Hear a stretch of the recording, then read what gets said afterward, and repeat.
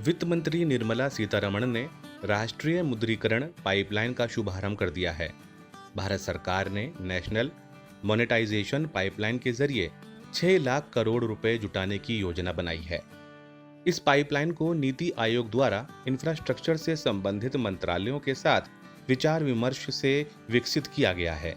ये केंद्रीय बजट 2021-22 के तहत परिसंपत्ति मुद्रीकरण से जुड़े फैसले पर आधारित है। इस मौके पर वित्त मंत्री ने कहा कि राष्ट्रीय मुद्रीकरण पाइपलाइन को कामयाब बनाने के लिए हम पूरी तरह प्रतिबद्ध हैं।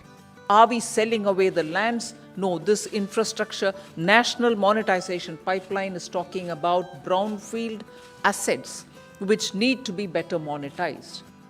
मुद्रीकरण का मतलब बेचना नहीं। राष्ट्रीय राजमार्ग, railway route, stadium, power grid pipeline समेत 6 लाख करोड़ रुपए की बुनियादी ढांचा संपत्तियों के मोनेटाइजेशन की योजना को सरकार ने अंतिम रूप दे दिया है।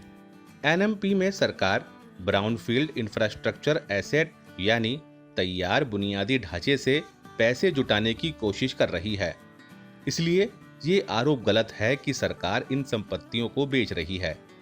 ब्राउनफील्ड इंफ्रास्ट्रक्चर का अर्थ है कि वो संपत्तियां जो कई वर्षों से सरकार के हाथ में तो हैं, लेकिन उसका भरपूर उपयोग नहीं हो पा रहा है।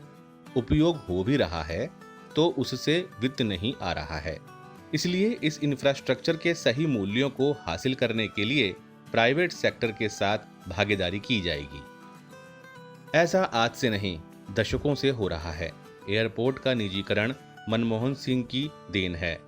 यूपीए 2 में कई बड़ी कंपनियों को मनमोहन सरकार ने बेच दिया था, लेकिन अब सरकार ने संपत्ति बेची नहीं बल्कि लीज पर दी है और फिर उसका स्वामित्व अनिवार्य रूप से वापस लिया जाएगा। एनएमपी सरकारी संपत्तियों का पूरा उपयोग इंफ्रास्ट्रक्चर के विकास, जनता के फायदे और कमाई के लिए किया जाएगा।